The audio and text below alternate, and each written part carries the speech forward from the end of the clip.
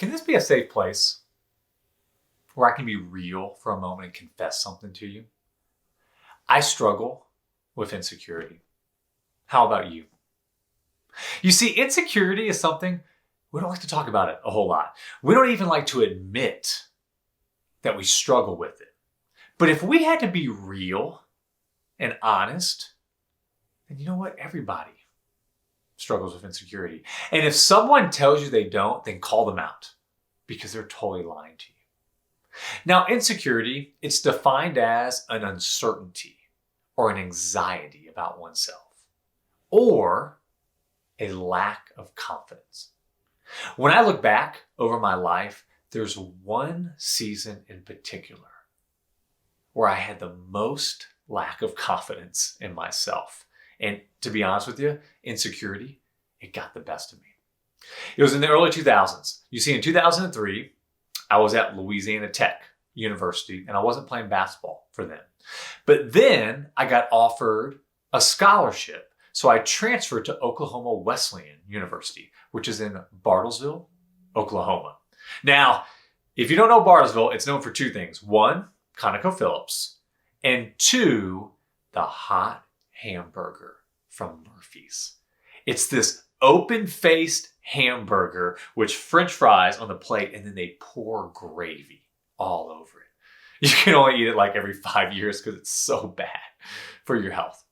Well, when I got to campus at Oklahoma Wesleyan, I started to feel a little insecure, and here's the reason why. The coach had never seen me play. Yeah, it's kind of a crazy story, but I had a mutual friend of ours who told the coach about me, and he trusted my friend's word on that I could play basketball. Well, early on, it didn't go very well. I started failing and making mistakes and making stupid plays, and that just kept compounding and building upon one another. And soon before you know it, insecurity was getting the best of me, and I wasn't reaching my potential of what I could play. Now, I never would have been an all-star, okay? But I definitely could have played a lot better. But insecurity, it's like it served as a paralysis for my game. And I just couldn't get to that point of where I knew I could play. Maybe you've been in a similar situation where insecurity got the best of you. Now, I'll tell you, that was a difficult season of basketball. More importantly, that was a difficult season of life. But I'm really thankful I went through it. Because you see, I learned so many valuable lessons as a result of that hard time, especially when it comes to battling with insecurity. And I think because of that, I'm able to deal with insecurity a lot better. So before we talk about how we can cure, if you will, insecurity, I want to make sure we're on the same page, okay, when it comes to insecurity. Andy Stanley, who's a leadership guru, he says that there are problems to be solved and there are tensions to be managed. Basically meaning you can't solve a tension. You have to manage it or minimize its effect and power. Well, insecurity, it's a tension.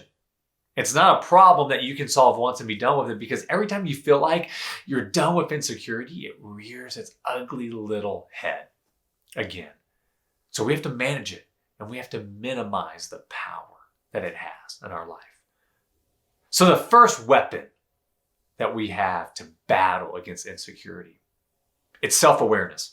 Now, I've spoken quite frequently about the importance of self-awareness, and we've included some links in our session outline so that you can learn more about self-awareness.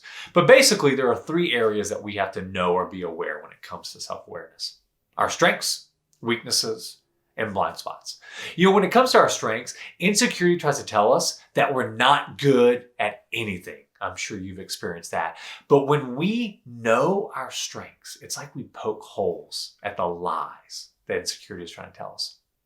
When it comes to weaknesses and blind spots, they're a little bit like the wizard and the Wizard of Oz. They seem really scary and all powerful until we pull the curtain and we see that they really don't have a lot of power at all. That's why we need to lean in to our weaknesses and know our blind spots, because when we do, we take away the power that insecurity has over us. Now, the second weapon is preparation. Okay. So the first step is self-awareness, right? And then we build upon self-awareness with preparation, because you see, we can actually grow in confidence. The more prepared you are, the more confident you'll be. So how do we do that? Let's go back to strengths, weaknesses, and blind spots. When it comes to our strengths, the goal is to refine our strengths. We want to get the most out of our strengths, to try to reach our potential in our strengths, because that's how you're going to bring value and add significance and make a difference in this world.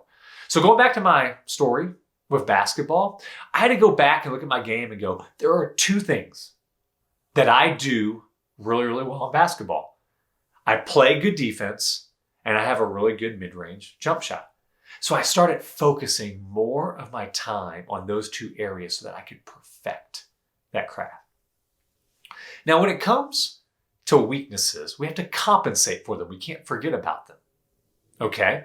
Because we need to get them to par to average, because you see, if we don't, our weaknesses will distract from our strengths. And that was happening to me in basketball. I couldn't get to my jump shot because I wasn't confident in dribbling the ball. And I wasn't able to contribute in games with my defense because coaches didn't trust me with the ball. So I had to spend a lot of time getting my dribbling to par to average so that I could contribute in games and help out my team. And then finally, we want to minimize our blind spots. We want to know them and be aware of them so they don't derail us. And when we do that, we take away the power that insecurity has. Now, I've got two more weapons for you, so make sure you tune in next week as we talk more about insecurity. But here's today's game plan. I want you to think about the areas in life that you feel insecure in. And then what I want you to do is I want you to write them down. And then here's the tough part. I want you to share them with somebody that you trust. That simple act of writing them down and sharing them, it's powerful. When you expose your insecurity, when you bring them into the light, you take away its power, and you'll start winning the war against insecurity. Well, let me leave you with our tweetable lesson. It's by Kobe Bryant. Here's what he says. We all have self-doubt. We don't deny it, but we also don't capitulate to it. Instead, we embrace it.